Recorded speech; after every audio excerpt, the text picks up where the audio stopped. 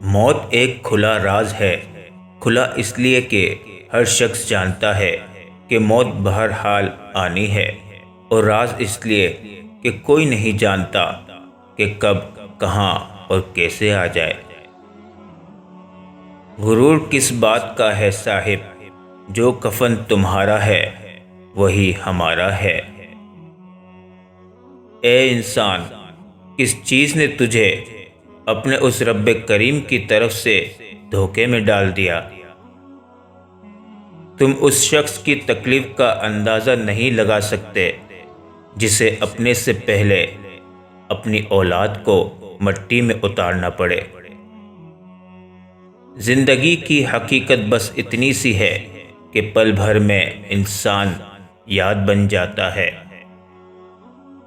دور حاضر میں میسر ہر چیز ہے، لیکن کہاں سے ڈھونڈ کے لاؤں وہ بچھڑے ہوئے لوگ۔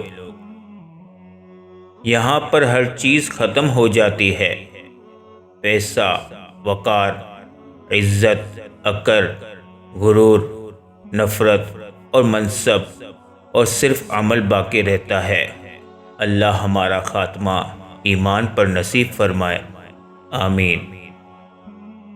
چیزوں کی اہمیت نہیں ہوتی، وہ کبھی نہ کبھی مل ہی جاتی ہے۔ صرف انسان ہے جن کا کوئی نعم البدل نہیں، وہ نہیں ملتے۔ ٹھکانہ قبر ہے تیرا، عبادت کچھ تو کر غافل۔ کہاوت ہے کہ خالی ہاتھ گھر جایا نہیں کرتے۔ ہر شخص کو موت کا ذائقہ چکھنا ہے۔ میں صرف یہ چاہتا ہوں کہ میری موت سے پہلے میرا رب مجھ سے راضی ہو جائے، آمین۔ قبر کی پہلی رات سخت ترین رات ہوگی، یا اللہ ہمیں عذاب قبر سے بچا، آمین۔ لوگ جوک در جوک چلے جاتے ہیں، نہیں معلوم تہ خاک تماشا کیا ہے۔ آیا خالی رہا خالی گیا خالی، ہائے رے انسان تیری خستہ حالی۔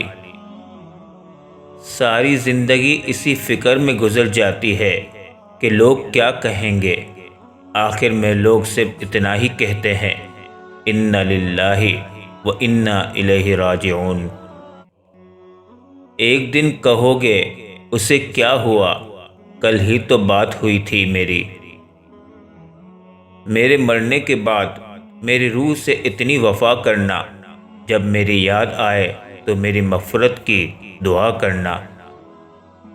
جب موت کا وقت آتا ہے تو ایک لمحے کی بھی مہلت نہیں ملتی۔ دعا کیجئے میرا اور آپ کا خاتمہ ایمان پر ہو، آمین۔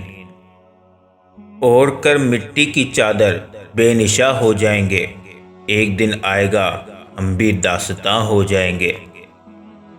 کہتے ہیں قبر میں سکون کی نیند آتی ہے۔ عجیب بات ہے کہ یہ بات بھی زندہ لوگوں نے ہی کہی ہے۔ کبھی ہم ایسے تھے جیسے آج تم ہو، اور کل تم ایسے ہو جاؤ گے جیسے آج ہم ہیں۔